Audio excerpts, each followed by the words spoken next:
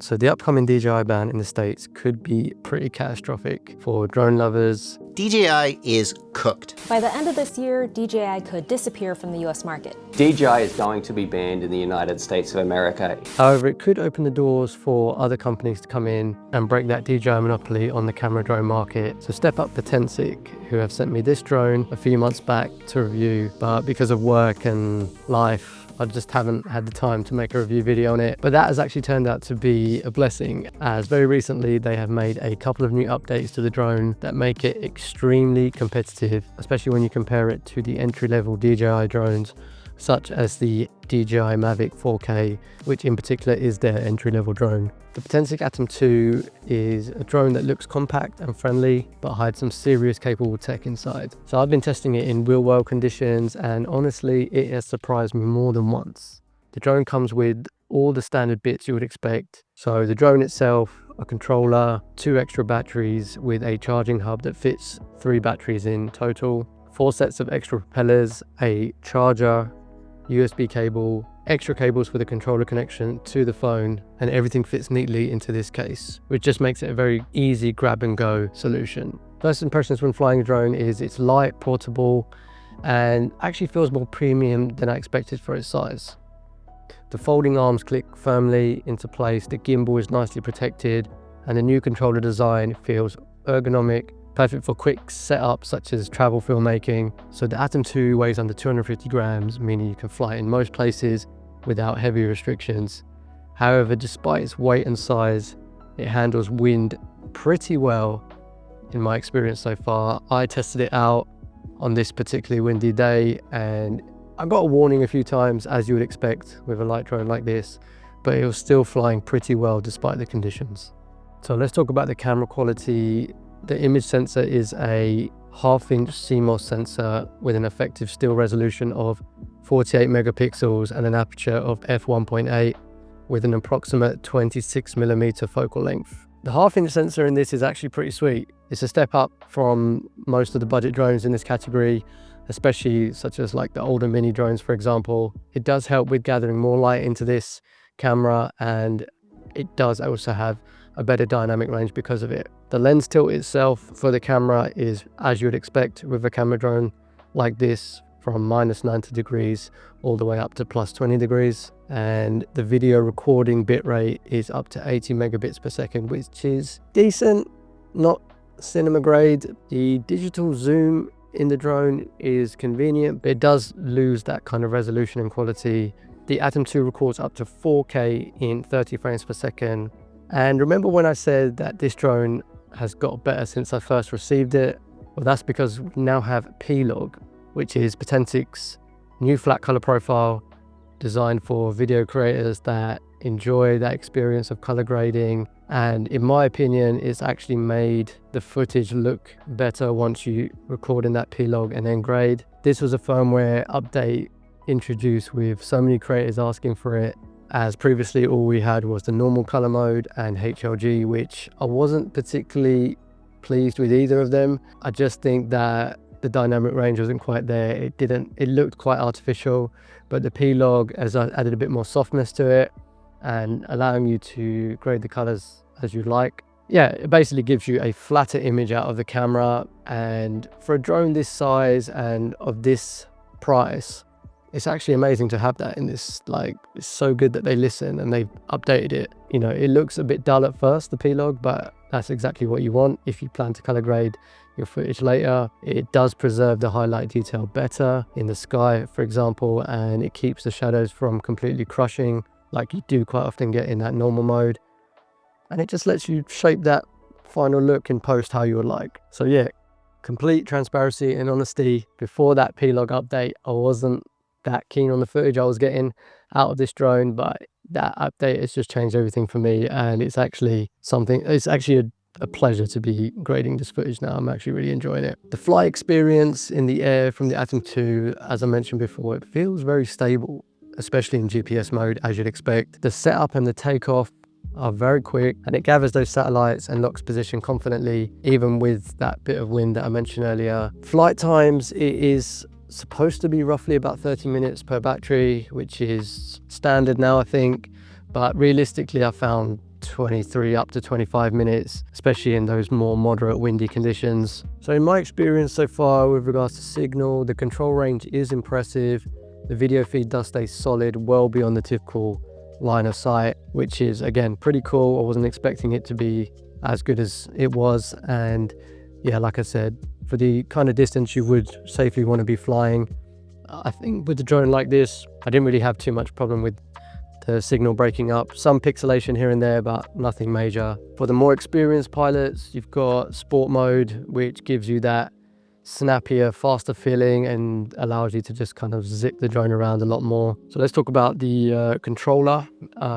One of the improvements that they've made from the initial Potensic drone, the first version, is this controller, and it's got an upgraded directional antenna, which contributes to that stronger video transmission range, as I mentioned before. Stated to be up to 10 kilometers in ideal conditions, line of sight, but I'd never push it that far. I don't think I'd ever push the drone that far. And yeah, as long as you're facing the drone, your antenna's aligned, and there's nothing in between, you're getting really good range out of this drone. The grip is very comfortable, and it's got that kind of intuitive layout that you'd expect. The controller is designed to hold a smartphone, an iOS or Android phone, which acts as your live view screen and menu control interface. This is something that we used to see initially from DJI with their initial drones. So this is what it's got. It's to be expected, I think, within this price range. And in my experience so far, it works pretty well. It's also got a cool feature, which is dynamic home point,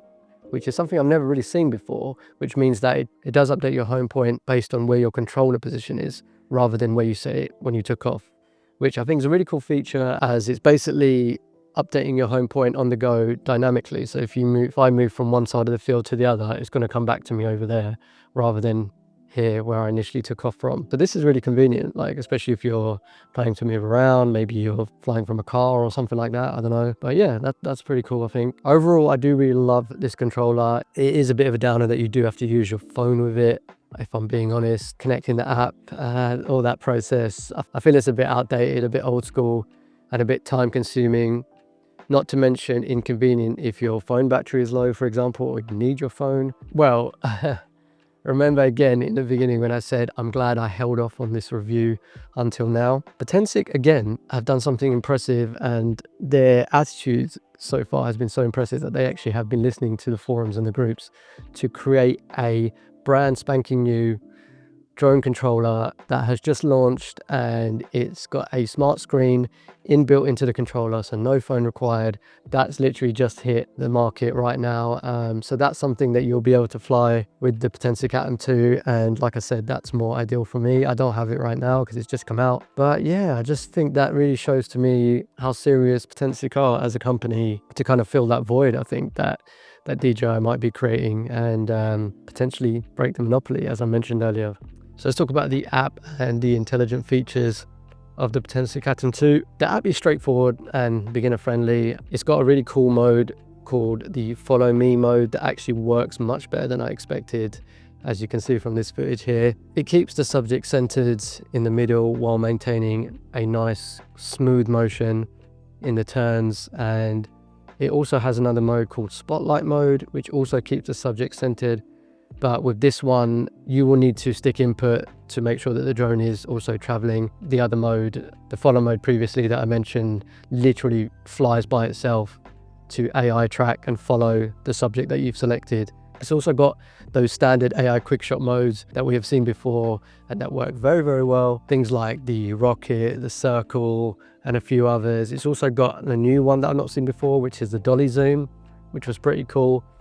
And there's also a feature to do vertical shooting for social media. However, that is restricted to 9x16 2.7K, which again is a bit of a downer, but at least it's still there in a semi-decent resolution for those vertical shots. And lastly, this drone is capable of taking up to 8K raw stills.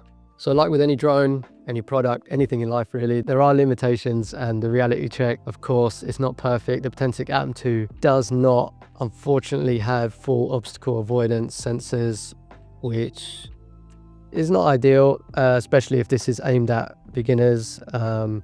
It does lack those front backside detection and avoidance systems, and as there aren't collision sensing systems, you'll need to manually ensure that you are in safe flight, near, not too near obstacles, trees, building, wires, things like that. The app and the drone will not automatically stop you from colliding.